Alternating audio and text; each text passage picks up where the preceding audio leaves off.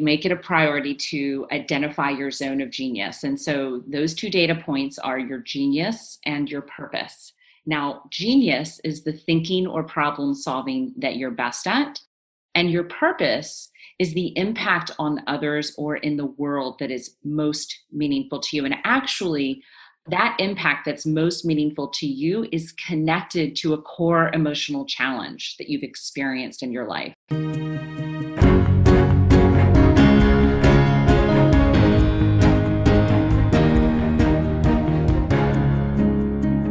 Hello, everyone. Welcome to the KTS Success Factor podcast for women, where we talk about challenges senior female leaders face in being happy and successful at work. I'm your host, Dr. Sarah E. Brown. My guest today is Laura Garnett. She is a performance strategist, mother, TEDx speaker, and author of The Genius Habit. She works with CEOs and executives to identify their unique genius and purpose and craft an actionable plan to leverage them in their day-to-day work. She's consulted with organizations including Google, Pandora, LinkedIn, and Instructure. Prior to launching her own company, New York City-based Garnett Consulting, she honed her marketing strategy and career refining skills at companies like Capital One, American Express, IAC, and Google. Welcome, Laura. Thank you. Thank you so much for having me here. Thank you. So tell me, what is the biggest challenge you help female leaders face in business today, and what might be some symptoms of those challenges? Yes, so I help women be who they are at work and learn the habit of proactively bringing their zone of genius to their jobs and making it a focal point for their career progression. So the zone of genius is a framework that I developed that answers two really important questions when it comes to work performance. What are you best at, and what gives you purpose at work? So knowing these two data points about yourself is really the key to having work that's a true reflection of who you are. And, some symptoms of not being who you are at work can include lack of confidence, indecision or indecisiveness with your job or career decisions, being overwhelmed, not feeling energized or fulfilled by the output of your work. Those are really the common symptoms. Mm-hmm. Yeah. And what would you say are the biggest mistakes your clients make before working with you, of course? Yeah. So, I would say one of the biggest mistakes is making decisions based on society's rules for success or basing decisions on what others think rather than getting connected to themselves and listening to their truth. So some examples of some of these erroneous societal rules are how a job looks is more important than how it feels, or credentials are necessary for success, or getting to the top of an organization is more important than doing a job you love and that feeds your soul. Mm-hmm. And also money and benefits are more important than job fit. Or, one of my all-time favorites is work should feel hard. These are some of the society's rules that really steer women in the wrong direction with their career management. So what is the number one free and actionable tip you can give my audience to help them address this challenge now? Well, definitely I would say make it a priority to identify your zone of genius. And so those two data points are your genius and your purpose. Now, genius is the thinking or problem solving that you're best at. And your purpose is the impact on others or in the world that is most meaningful to you. And actually, that impact that's most meaningful to you is connected to a core emotional challenge that you've experienced in your life.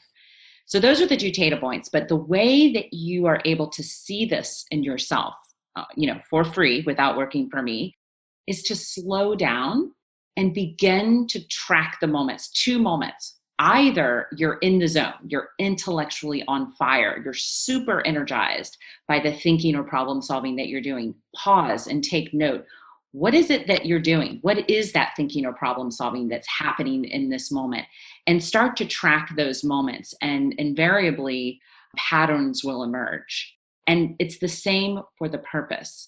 Start to take note of those meaningful moments where you feel like the impact you had just filled your soul with joy. What exactly was happening? What was the precise impact that you made on that other person in that moment? And identify that, and then link it to your personal story. So for example, my core emotional challenge is not being seen or understood. And so when I started looking and discovering my purpose, what I noticed is that the moments where I am most fulfilled is when I'm helping someone see themselves for who they are. So anyone right now, any woman can start tracking these moments on their own, and then review the notes over time and and you'll see that these patterns begin to reveal themselves. That was very clear. Good. Very understandable. My approach is very practical. Yeah. So what is a valuable free resource you can share with these women to help them understand this challenge a little better? Sure. Well, one of the tools that I developed to make the habit of knowing yourself much easier is this tool I call the performance tracker, or the zone of genius tracker. And if you think about it, they're kind of like a Fitbit for your work performance, or a Fitbit or tracker to help you begin to see yourself more clearly. And I kind of distill all of the science of success and all of the stuff that I'm talking about with the zone of genius into a series of questions that you ask yourself every week. And that, in effect, kind of does the note-taking and the pattern identification that I suggested in the earlier question. So I would encourage all of your listeners to go to my website and go to the books tab.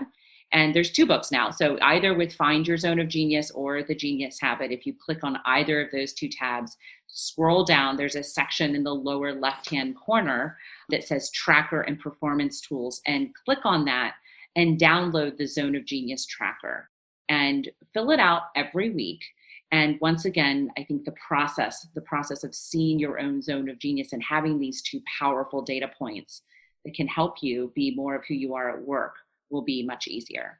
So that's the book tab on lauragarnett.com, and that URL will be in the show notes. Great. Thank you. So Laura, what is one question that I should have asked you that will help our audience take action to address this challenge? And then would you please answer the question? Sure. Well, to me, a really great question, because I think when you think of the idea of being who you are, it sounds easy, but it's very complicated. So the question is, why is it so hard for women to be who they are? And the answer to that is multifaceted. And despite what we think, actually being who we are is really hard. And the reason for that, a couple things. First and foremost, parenting. So parenting styles are shifting, but most people that are professional aged now, got parenting that really taught them not to value who they were. So traditional parenting would rather want their kids to mold themselves in a way that makes them feel better about themselves, rather than really teaching children to value and own who they are. So that's one thing. Second thing is the education system really teaches us that success is about achieving versus having a fun and joyful experience. Thirdly, specifically to women, is sexism. So we as women have been made to feel less than, and that the skills that are traditionally feminine are less valued.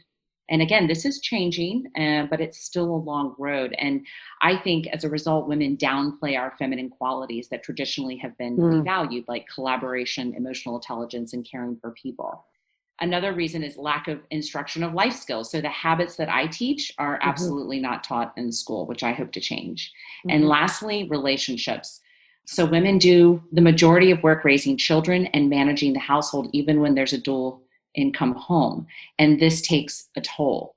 So which takes me kind of to the answer, which is being who you are takes time, it takes awareness, it takes wellness, and it takes commitment.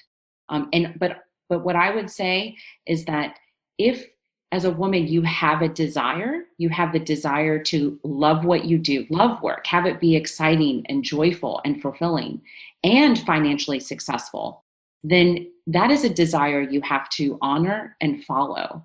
And I think with that strong desire, you can overcome all of these obstacles I've just mentioned, because it all boils down to mindset shift. But if that desire is strong and you stick to it, then the sky is the limit.